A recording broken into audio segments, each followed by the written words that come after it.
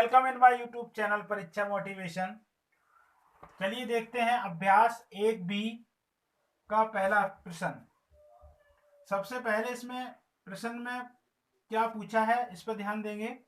निम्नलिखित परमेय संख्याओं को उसके सरलतम रूप में लिखिए, यानी कि स्टैंडर्ड फॉर्म में लिखना है। सरलतम रूप को हम इंग्लिश में स्टैंडर्ड फॉर्म कहते हैं। ठीक है, अगर आप इंग्लिश मीडियम से हैं तो स्टैंडर्ड फॉर्म में दी हुई रेशनल नंबर को किस तरह से लिखते हैं, यानी कि परमेय संख्याओं को हम सरलतम रूप में कैसे लिखते हैं ये समझ लीजिए। ठीक है, तो देखिए पहला आपका सवाल है का, और ये दिया हुआ है माइनस के 8/10। ठीक है, अब ये संख्या 8 और 10 ये परमेय संख्या, हमें एक ऐसा नंबर चाहिए जो अंश और हर में लिखी हुई संख्याओं को डिवाइड कर दे, यानी कि दोनों में भाग चला जाए, अंश में भी और हर में भी। ठीक है, तो वो संख्या हम कैसे निकालते हैं। ठीक है, अभी तो आप पता कर सकते हो कि ये 2 से दोनों संख्याएं कट जाएंगी। ठीक है, यदि हमें कोई बड़ी संख्या हो, ठीक है, तो निकालते कैसे हैं। सरलतम रूप में लिखने के लिए हो सकता है कि यहाँ पे कुछ बड़ी संख्याएं हों। ठीक है, तो इसके लिए हमें निकालना कैसे, वो अंक कैसे पता करें जो इन दोनों को भाग चला जाए, दोनों संख्याओं में भाग चला जाए। तो देखिए, ध्यान से देखिए, यहां पे 8 और 10 का मासापा निकालेंगे, यानी मासा HCF जिसे हम इंग्लिश में कहते हैं 8 और 10 का। तो देखिए 8 एकन 8, अब यहां आपके बचेंगे 2। ठीक है, और यहां ये 8 आ जाएंगे और 2 चौका 8। तो इस तरह से आपका मासा निकल के आएगा 2। तो 2 ऐसी संख्या है जो इन दोनों संख्याओं को विभाजित कर देगी। ठीक है, तो देखिए यहां पे आप लिखेंगे -8/10 भागित 2 और भागित 2। तो ये हो जाएंगे 2 चौका 8 माइनस के और 2 पंजे 10। तो अब ये आपका आंसर हो गया। तो ये संख्या आपकी सरलतम रूप में आ गई, यानी कि -8/10 का सरलतम रूप है -4/5। चलिए अब देखते हैं खा सवाल को। खा में दिया है 15 ये खा है आपका -20। ठीक है, अब हम ठीक इसी प्रकार से इसको भी हल करेंगे, यानी कि पहले 15 और 20 का मासा लेंगे। तो देखिए मासा कैसे लेंगे, 15 और 20 का। 15 एकन 15, यहां बचेंगे आपके 5 और ये 15 यहां लिख लीजिए, और 5 तिया 15। इस तरह इसका मासा निकल के आया 5। ठीक है, तो अब 5 वो संख्या है जो 15 और 20 को विभाजित कर देगी। तो देखिए यहां भागित लिखेंगे 15/20 भागित 5 और भागित 5। ठीक है, तो इस तरह से 5 तिया 15 और 5 चौका 20। तो ये इसका सरलतम रूप हो गया, यानी 15/20 का सरलतम रूप है 3/4। ठीक है, अब देखते हैं गा सवाल।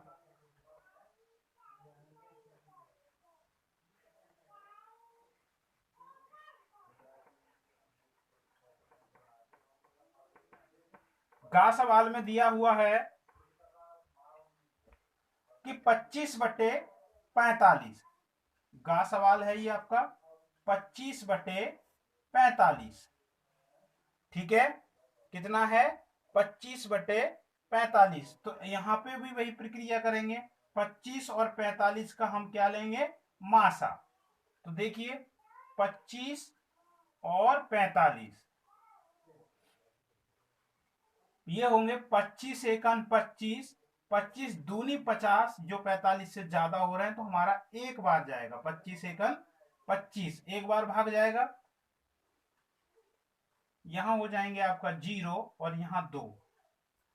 ठीक है, यहां आ जाएंगे 25 और 20 एकन 20, यहां बचेंगे आपके 5 और ये 20 यहां आ जाएंगे, तो 5 चौका 20। ठीक है, तो इसका मासा आ गया आपका, मासा निकल के आया, इधर देख लीजिए, मासा आया आपका निकल के 5। तो 5 ऐसी संख्या है जो 25 और 45 को विभाजित करेगी।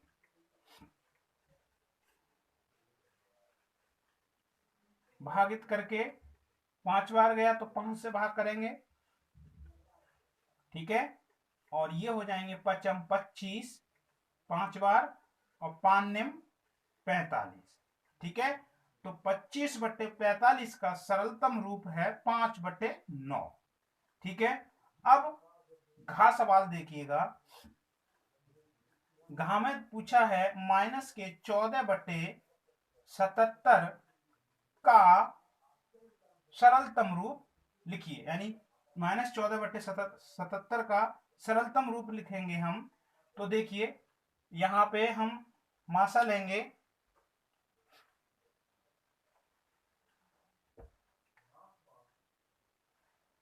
14 और 77 का। ठीक है, 14 पंजे होते हैं आपके 70। ठीक है, और यहां आ जाएंगे 7, ये 14 यहां लिख लीजिए।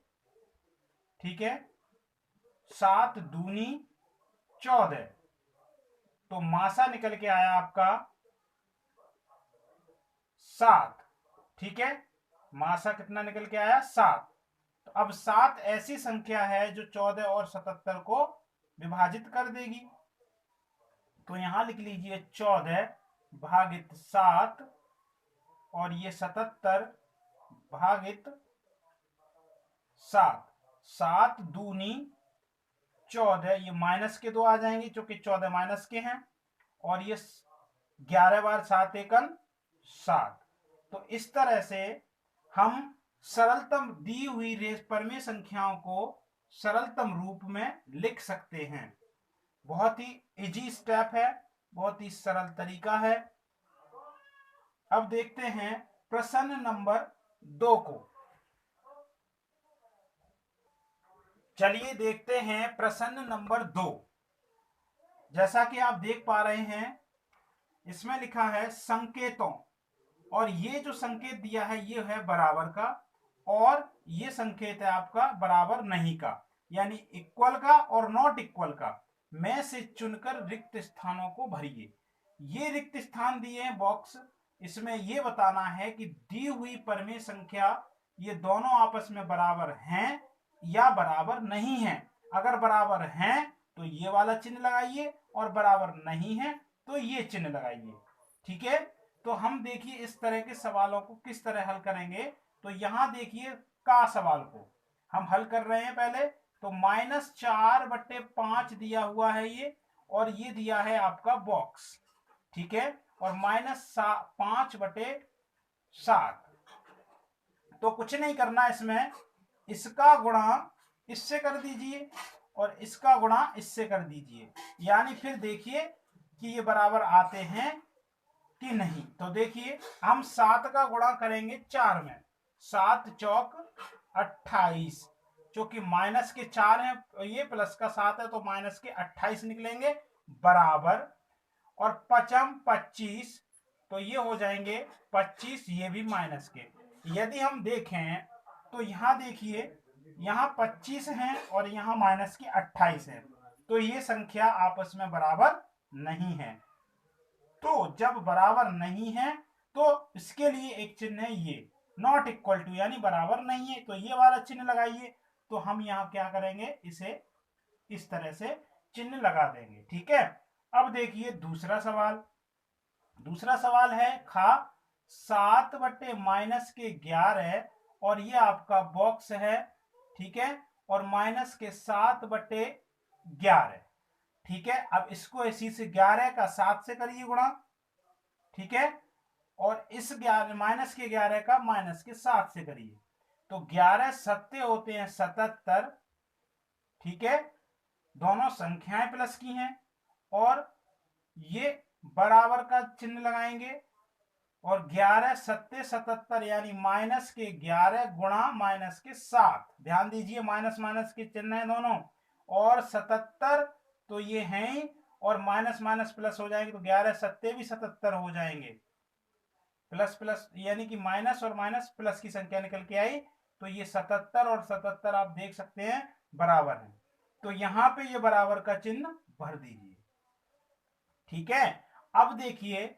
माइनस के 8/5 और ये बॉक्स है आपका, और माइनस के 7/4, ठीक है। अब 4 का माइनस के 8 से गुणा कर दीजिए, तो 7 चौका इस तरह से, ऐसे 7 चौका हो गए आपके माइनस के 28 बराबर, और 5 सत्ते 35, ठीक है, और ये 35 माइनस के, तो आप देख सकते हैं यहां पे माइनस के 28 है और यहाँ 35 है, तो ये बराबर नहीं है, तो यहां पे आप क्या करेंगे, नॉट इक्वल टू का यानी कि बराबर नहीं वाला चिन्ह लगा देंगे। ऐसे ही यहां पे गुणा कर दीजिए 16 और 14 का, तो देखिए 16 का गुणा काय में कर रहे हैं हम, 14 में, ठीक है, और बराबर 16 का गुणा 21 में, 16 का गुणा ये माइनस के 16 हैं और माइनस के 21 में, ठीक है। अब देखें 14 का गुणा 16 में करेंगे, तो 16 का गुणा कर दें 14 में, 16 चौका 64 के 4 हासिल 6, 16 एकन 16 और 6 कितने हो गए 22, ठीक है। अब बराबर 16 एकन 16 हासिल 1, और 16 दूनी 32 और 1 33, तो इस तरह से ये माइनस माइनस प्लस हो जाएंगे, 336 और ये 224 आपके प्लस के हो जाएंगे, ठीक है। तो इस तरह से आप देख सकते हैं कि ये संख्या भी हमारी बराबर नहीं है, तो इस तरह से हम इस वाले बॉक्स में क्या करेंगे, यहां पे क्या लगाएंगे, बराबर नहीं है का सिंबल चिन्ह, ठीक है। तो आपस में अब जो बराबर संख्याएं हैं देखिए, एक तो ये भी बराबर नहीं है और ये बराबर है, ये भी बराबर नहीं है और ये भी बराबर नहीं है, तो इसमें एक ही संख्या निकल के आई जो बराबर है, ठीक है, और वो संख्या है आपकी खा वाले सवाल की, ठीक है, आप देख सकते हैं इस सवाल की संख्या है। तो इस तरह से आप दिए हुई परिमेय संख्याओं की तुलना कर सकते हैं कि कौन सी संख्या आपकी बड़ी है और कौन सी संख्या मतलब बराबर है और कौन सी संख्या बराबर नहीं है।